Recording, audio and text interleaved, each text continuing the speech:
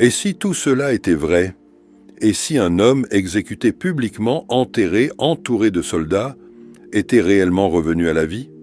Pas symboliquement, pas dans la mémoire de ses disciples, mais physiquement, réellement, visiblement. Cette idée, pour certains, relève de la légende, pour d'autres, c'est le cœur battant de la foi chrétienne. Mais si la résurrection de Jésus est un fait historique, alors elle change tout. Elle valide ses paroles. Elle confirme son identité. Elle bouleverse notre manière de voir la mort et la vie. Dans cette vidéo, nous n'allons pas prêcher, nous allons enquêter, sérieusement, calmement, logiquement. Nous allons plonger dans les textes, les témoignages, les réactions, les preuves. Et nous allons répondre à cette question qui est peut-être la plus importante de toute l'histoire humaine. Jésus est-il vraiment ressuscité? Les 4 évangiles, Matthieu, Marc, Luc et Jean, rapportent tous un fait étrange, unique, dérangeant pour l'esprit moderne. Un tombeau vide, des apparitions inattendues, des disciples stupéfaits. Ce qu'ils décrivent n'est pas le récit d'un rêve mystique, ni une métaphore poétique sur le triomphe du bien sur le mal. Ce qu'ils affirment, c'est un événement brut. Un mort est revenu à la vie. Les récits de la résurrection sont étonnamment sobres.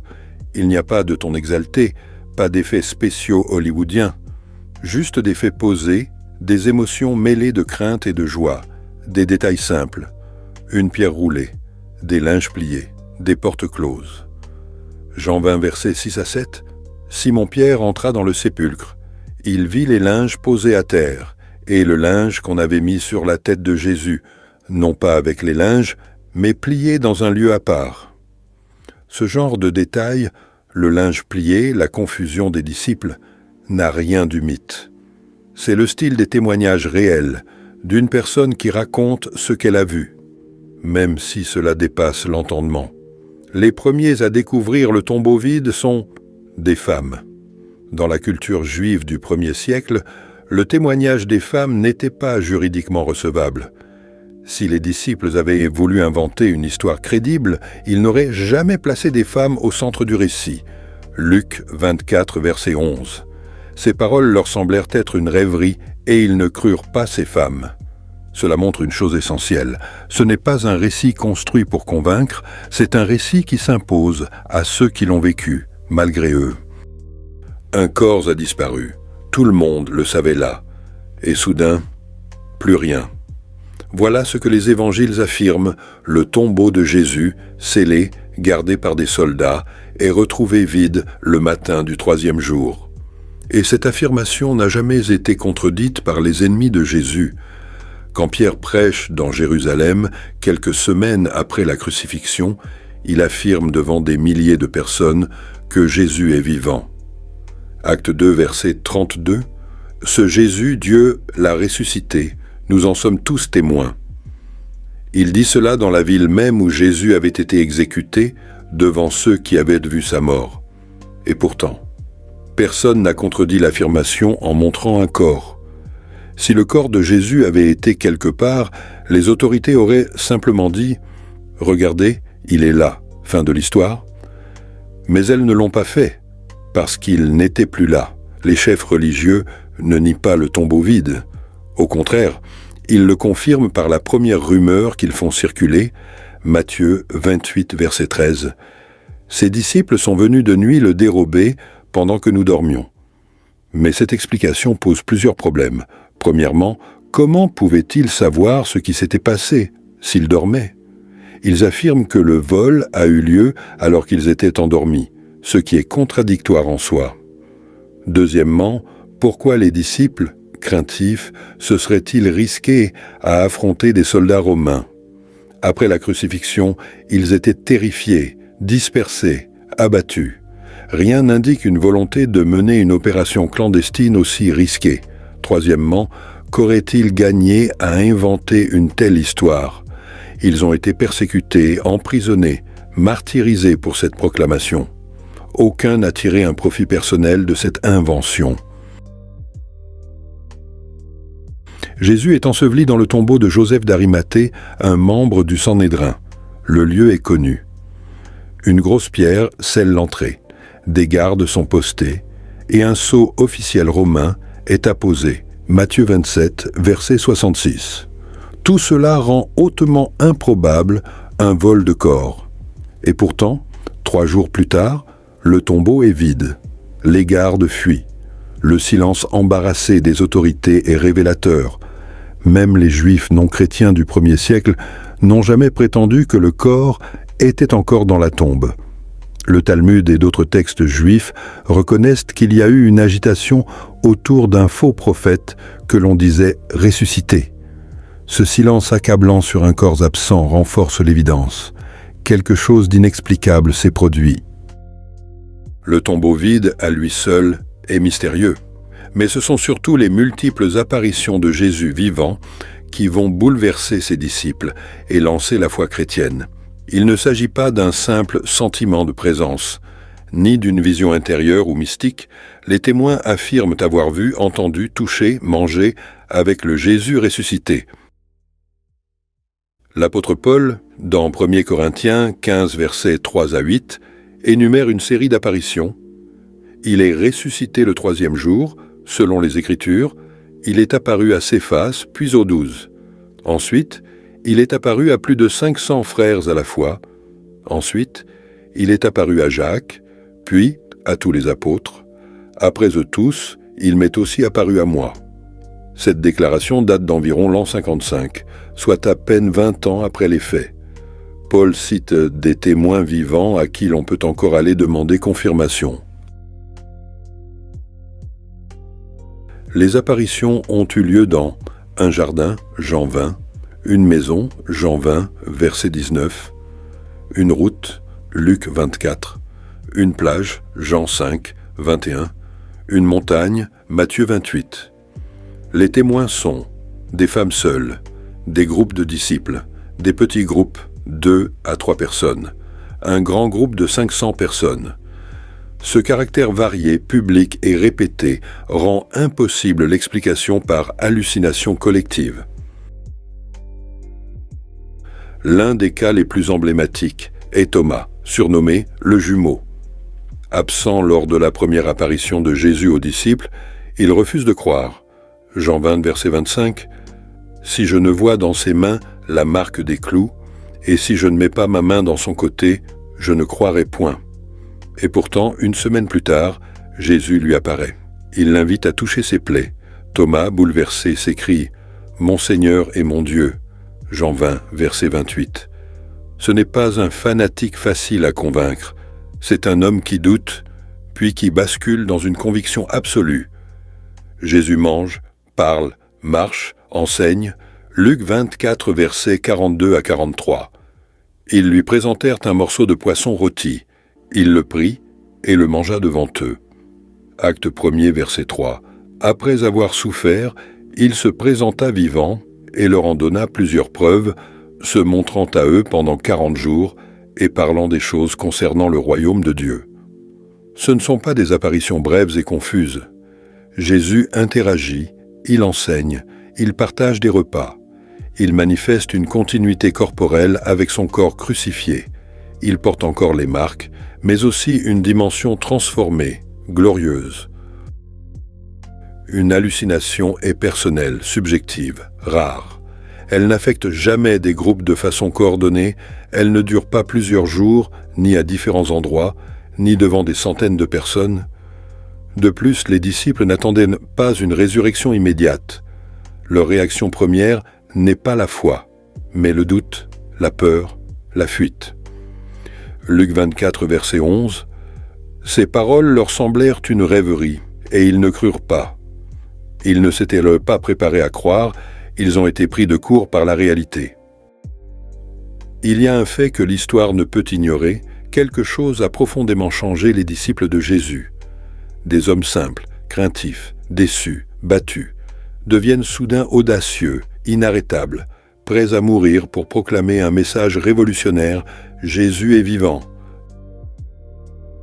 Quand Jésus est arrêté, tout s'effondre. Pierre, pourtant le plus fougueux, renie Jésus 3 fois. Luc 22, versets 61 à 62.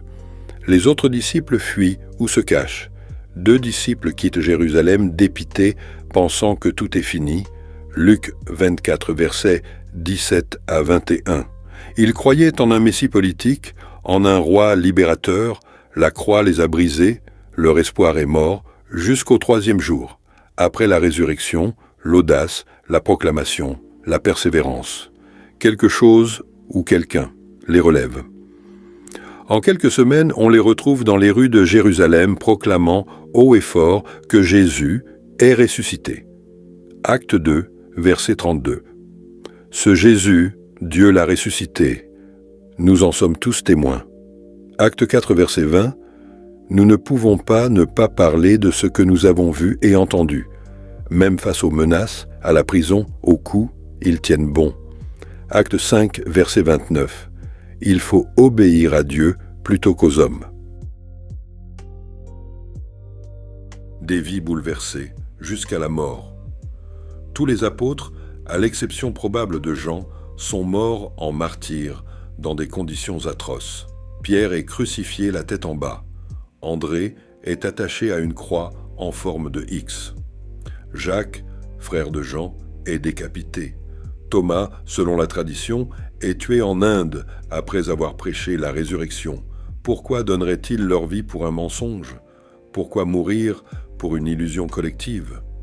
Ils savaient si c'était vrai ou non, et ils ont choisi de mourir plutôt que de renier ce qu'ils avaient vu. L'un des cas les plus frappants est celui de Saul de Tarse, futur Paul. Il était pharisien, opposé violemment aux chrétiens, responsable de leur persécution, Acte 8, verset 3. Il assiste à la mort d'Étienne, il se rend à Damas pour traquer d'autres disciples, et pourtant sur la route, il affirme avoir vu Jésus vivant. Acte 9, verset 4. Saul, Saul, pourquoi me persécutes-tu? Paul change radicalement de vie. Il devient l'un des plus grands défenseurs de la résurrection. Il sera emprisonné, battu, lapidé et finalement décapité à Rome. Tout cela à cause d'une vision, d'un rêve, ou bien parce qu'il a réellement rencontré le Christ ressuscité? Même Jacques, le frère de Jésus, ne croyait pas en lui durant sa vie publique. Jean 7, verset 5. Ses frères non plus ne croyaient pas en lui. Mais après la résurrection, il devient un pilier de l'Église de Jérusalem. Paul affirme qu'il a vu le Christ ressuscité, 1 Corinthiens 15, verset 7. Jacques est finalement exécuté à Jérusalem. Pourquoi ce revirement radical?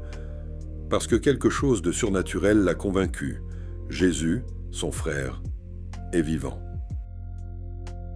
Le christianisme n'est pas né parce que les disciples voulaient perpétuer les idées de Jésus. Il est né parce qu'ils étaient convaincus qu'il était revenu à la vie. Et cette conviction n'était pas symbolique. Elle était historique, tangible, explosive. Dès les premiers chapitres des Actes des Apôtres, on constate que la résurrection est le message central de la prédication. Acte 2, versets 31 à 32. Il, David, a vu d'avance la résurrection du Christ et en a parlé, disant qu'il n'a pas été abandonné dans le séjour des morts.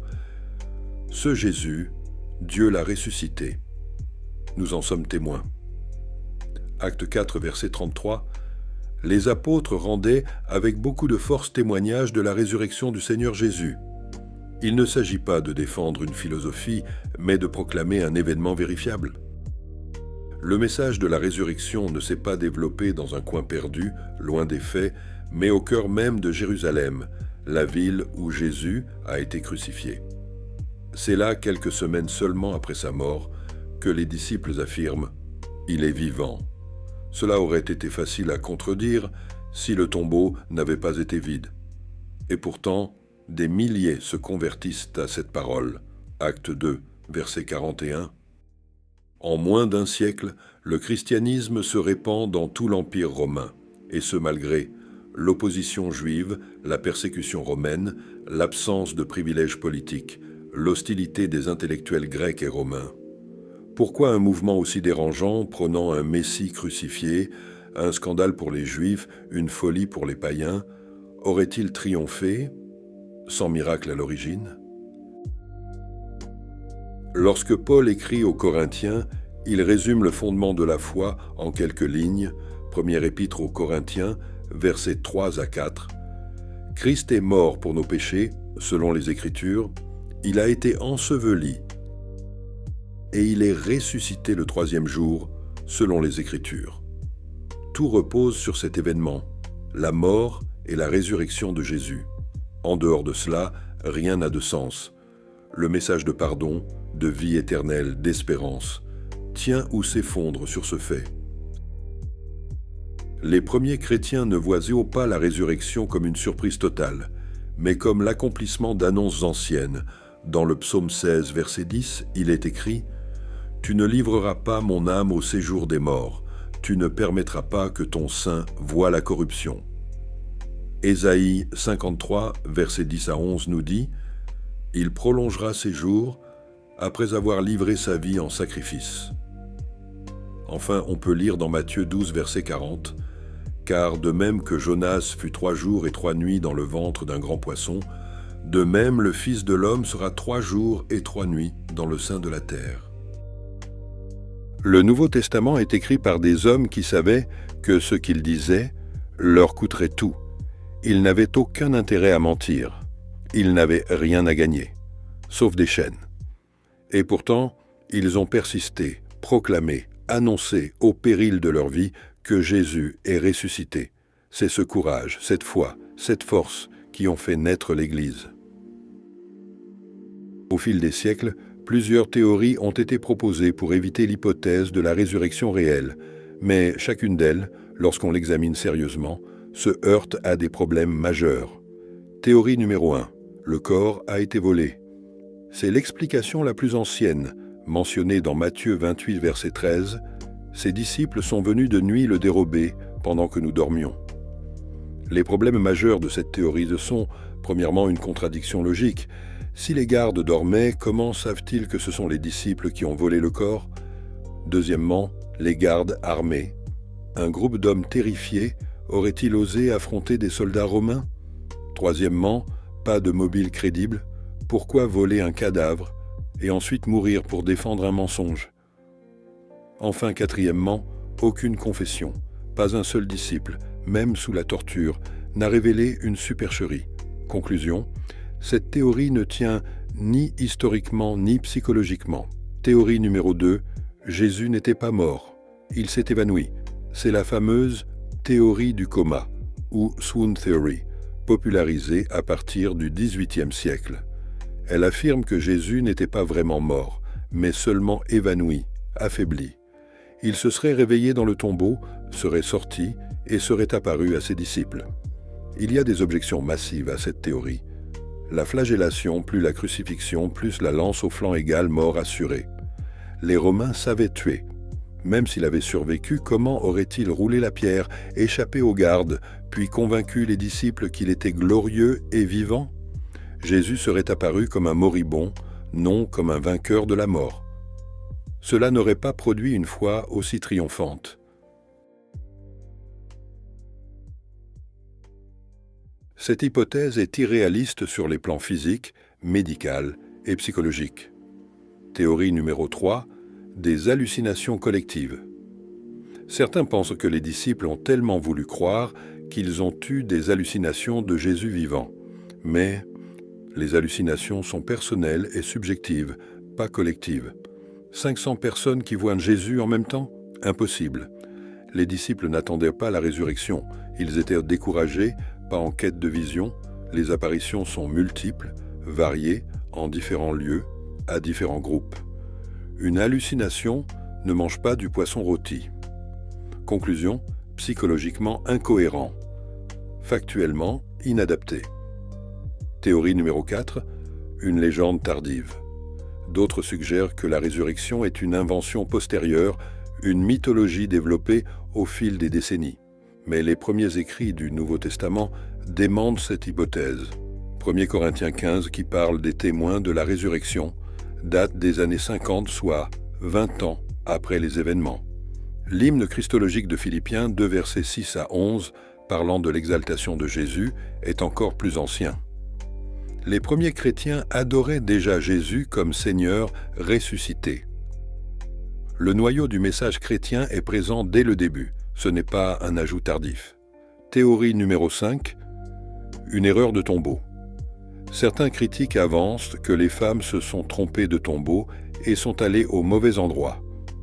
Mais Joseph d'Arimathée, membre du Sanhédrin, savait exactement où était le tombeau. Les autorités juives aussi. Ils auraient simplement pointé le bon tombeau pour réfuter la rumeur.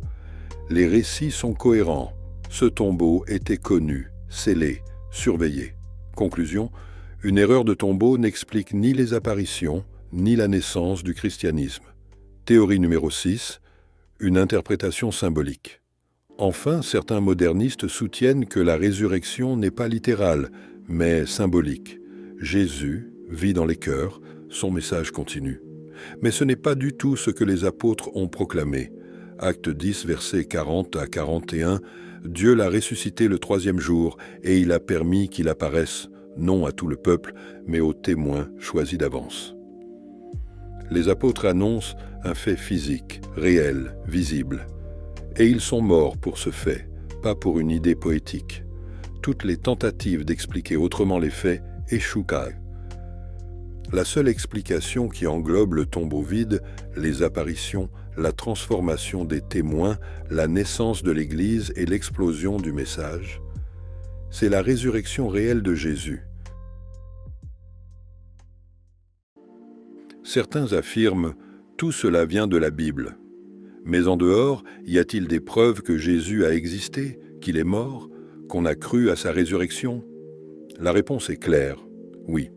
Plusieurs auteurs non chrétiens du 1er et 2e siècle confirment des éléments clés du récit chrétien.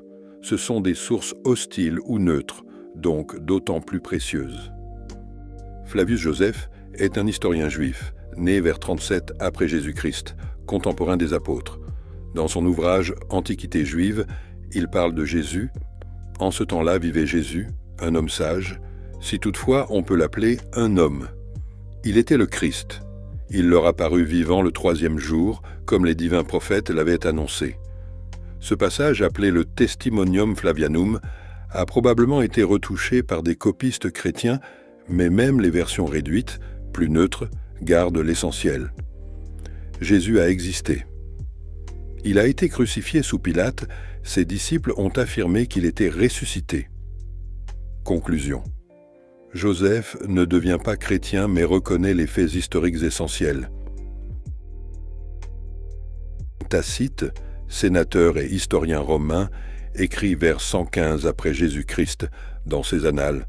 Christus, du nom duquel vient le mot chrétien, fut exécuté sous Tibère par le procurateur Ponce Pilate. Il mentionne aussi la propagation du christianisme en Judée, puis à Rome. Tacite méprise les chrétiens, mais confirme l'existence, la mort et l'impact de Jésus. Conclusion. Un païen romain hostile confirme les bases du récit évangélique.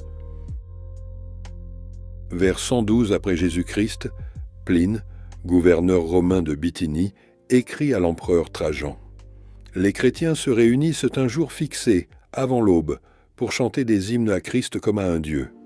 Cela montre que dès le début, Jésus était adoré comme Dieu. Preuve que la foi en sa résurrection était déjà bien implantée.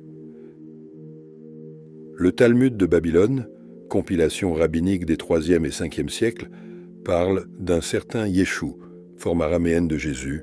À la veille de la Pâque, Yeshua fut pendu. Il a pratiqué la sorcellerie et égaré Israël. Même si c'est une formulation hostile, elle confirme que Jésus a existé. Il a été exécuté à Pâques. Il avait un impact religieux fort. Ses actes étaient vus comme surnaturels. Conclusion. Même ses adversaires reconnaissent qu'il a marqué l'histoire d'une manière inhabituelle. Écrivain païen du IIe siècle, Lucien de Samosate se moque des chrétiens. Mais ce satiriste grec écrit « Ces chrétiens vénèrent un homme crucifié et ils sont convaincus qu'il est immortel. » Encore une fois, cela corrobore l'idée que la résurrection n'était pas une légende tardive, mais au cœur du message dès le départ. Ces sources non chrétiennes ne confirment pas la résurrection en tant que croyance personnelle, mais elles attestent l'existence historique de Jésus. sa crucifixion sous Ponce Pilate. La foi de ses disciples en sa résurrection, la croissance rapide du mouvement chrétien. Même sans ouvrir une Bible, l'historien honnête ne peut nier ces faits fondamentaux. L'une des forces de la foi chrétienne réside dans ceci. La résurrection de Jésus ne surgit pas de nulle part. Elle s'inscrit dans une trame prophétique millénaire, un plan divin révélé peu à peu depuis la Genèse. Avant même sa mort, Jésus dit à ses disciples, Luc 18, versets 31 à 33, « Voici, nous montons à Jérusalem, et tout ce qui est écrit par les prophètes au sujet du Fils de l'homme s'accomplira. On le livrera aux païens, ils le tueront, et le troisième jour, il ressuscitera. » Après sa résurrection, il le redit. Luc 24, versets 44 à 46. Il leur dit, « Il fallait que le Christ souffrit et qu'il ressuscitât des morts le troisième jour, selon les Écritures. » Mais de quelles Écritures parlait-il? Que dit l'Ancien Testament sur la résurrection? Psaume 16, verset 10. « Tu ne livreras pas mon âme au séjour des morts, tu ne permettras pas que ton sein voie la corruption. » Dans Acte 2, Pierre cite ce psaume pour montrer que David ne parlait pas de lui-même. Acte 2, verset 31, il a vu d'avance la résurrection du Christ. David est mort et enterré. Mais Jésus, son tombeau est vide. Ésaïe 53, versets 10 à 11, il plaira à l'Éternel de le briser par la souffrance. Il offrira sa vie en sacrifice pour le péché. Il prolongera ses jours. Ce n'est pas la fin dans la tombe. Il revient à la vie pour voir le fruit de son œuvre. Jésus lui-même utilise l'histoire de Jonas comme figure de sa résurrection. Matthieu 12, verset 40. Car de même que Jonas fut 3 jours et 3 nuits dans le ventre du grand poisson, ainsi le Fils de l'homme sera 3 jours et 3 nuits dans le sein de la terre. Jonas est sorti vivant, contre toute attente, une anticipation prophétique. Osée 6, verset 2. Il nous rendra la vie dans 2 jours. Le 3e jour, il nous relèvera, et nous vivrons devant lui. Un texte étonnant dont la structure est souvent vue par les pères de l'Église comme une allusion au Christ. Dans Genèse 22, Abraham accepte de sacrifier Isaac. Mais selon Hébreux 11, verset 19, il croyait en la résurrection. Il pensait que Dieu est puissant, même pour ressusciter les morts. Isaac, reçu comme une figure, annonce un fils promis, offert, puis rendu à la vie.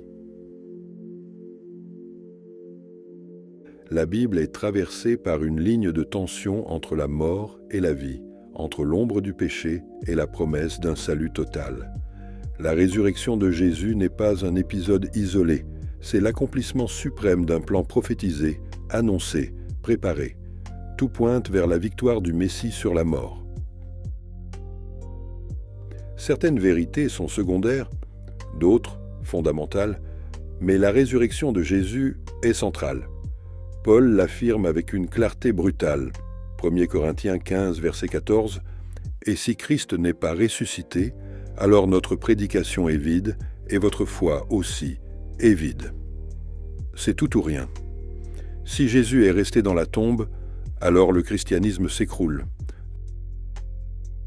Il a prédit plusieurs fois qu'il ressusciterait.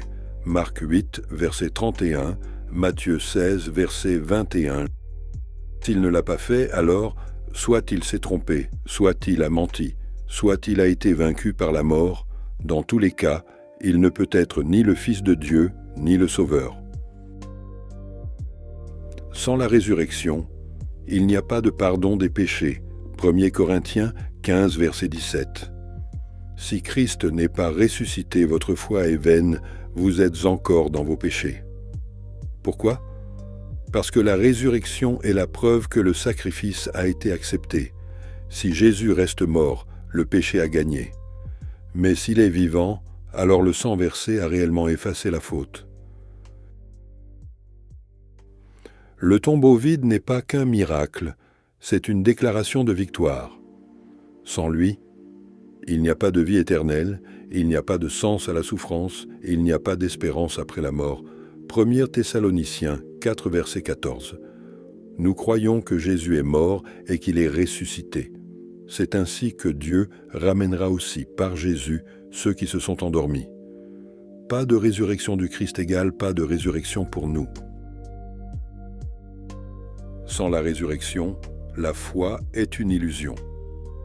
Le christianisme ne repose pas sur des principes moraux, mais sur un événement historique. 1 Corinthiens 15, verset 19. Si c'est dans cette vie seulement que nous espérons en Christ, nous sommes les plus à plaindre de tous les hommes. Autrement dit, s'il n'est pas ressuscité, alors nous avons cru pour rien, espéré pour rien, prié pour rien. Pourquoi les disciples seraient-ils allés jusqu'à la mort pour un mythe ? L'Église ne serait pas née dans un tombeau vide, mais dans un mensonge. Les martyrs seraient morts pour une illusion. 2000 ans d'histoire chrétienne n'auraient aucun fondement réel, mais il est ressuscité, 1 Corinthiens 15, verset 20. Mais maintenant, Christ est ressuscité des morts. Il est les prémices de ceux qui sont morts. Cette vérité change tout. Elle scelle notre salut. Elle confirme l'identité divine de Jésus. Elle ouvre la voie vers la vie éternelle. Elle donne du sens à notre foi, notre espérance, notre combat. Le christianisme ne tient pas par la tradition ni par la morale. Il tient parce que le Christ est vivant. La foi chrétienne n'est pas une philosophie, c'est une réponse à une résurrection. Tu as suivi l'enquête, tu as entendu les témoins, les faits, les preuves, les prophéties. Et si tout cela était vrai, si Jésus était vraiment sorti du tombeau, vivant, glorieux, triomphant, alors rien ne peut plus être comme avant. Si Jésus est vivant, alors il n'est pas un simple prophète. Il est plus qu'un maître spirituel ou un moraliste juif du 1er siècle. Il est le Fils de Dieu, confirmé par la résurrection. Romains 1er verset 4. Il a été déclaré Fils de Dieu avec puissance, selon l'esprit de sainteté, par sa résurrection d'entre les morts. Le ciel entier a validé son identité. Si Jésus est vivant, alors ses paroles sont vraies. Tout ce qu'il a dit prend un poids éternel. Je suis le chemin, la vérité et la vie. Jean 14, verset 6. C'est vrai. Celui qui croit en moi vivra, même s'il meurt. Jean 11, verset 25. C'est vrai. Tes péchés sont pardonnés. C'est vrai. La résurrection scelle ses promesses. Chaque mot qu'il a prononcé touche l'éternité. Si Jésus est vivant, alors tu peux le rencontrer. Il n'est pas resté dans l'histoire. Il n'est pas enfermé dans un livre. Il est vivant aujourd'hui. Et il se révèle encore à ceux qui le cherchent. Apocalypse 3e, verset 20. Voici, je me tiens à la porte et je frappe. Si quelqu'un entend ma voix et ouvre la porte, j'entrerai chez lui. La résurrection n'est pas qu'un fait à croire, c'est une personne à rencontrer. Si Jésus est vivant, alors il a vaincu ce que tu redoutes, la mort, il en est sorti le péché, il l'a porté, le diable, il l'a vaincu, le désespoir, il l'a transformé. Hébreux 2 versets 14 à 15. Par sa mort, il a rendu impuissant celui qui avait le pouvoir de la mort, c'est-à-dire le diable, et il a délivré tous ceux qui étaient retenus dans la crainte de la mort. La croix brise les chaînes, la résurrection ouvre les portes. Si Jésus est vivant, alors ton avenir peut être différent. Il t'offre une vie nouvelle, une espérance durable, une paix que le monde ne connaît pas. 2 Corinthiens 5, verset 17. Si quelqu'un est en Christ, il est une nouvelle créature. Les choses anciennes sont passées. Voici, toutes choses sont devenues nouvelles. Il ne s'agit pas d'ajouter un peu de religion à ta vie. Il s'agit de renaître, de vivre une autre vie, celle du ressuscité en toi. Si Jésus est vivant, alors tout est possible. La guérison est possible, le pardon est possible, la restauration est possible, la liberté intérieure est possible, le salut est possible. Romains 10, verset 9. Si tu confesses de ta bouche que Jésus est Seigneur, et si tu crois dans ton cœur que Dieu l'a ressuscité des morts, tu seras sauvé. C'est aussi simple et aussi puissant que cela. Et toi, que feras-tu? Tu peux ignorer, tu peux douter, tu peux fuir. Mais tu peux aussi répondre, tu peux ouvrir ton cœur, là maintenant. Tu peux dire, Seigneur Jésus, je crois que tu es vivant. Tu n'es pas resté au tombeau, tu es ressuscité pour moi. Prends ma vie, rends-la nouvelle. Je veux marcher avec toi, aujourd'hui et pour l'éternité.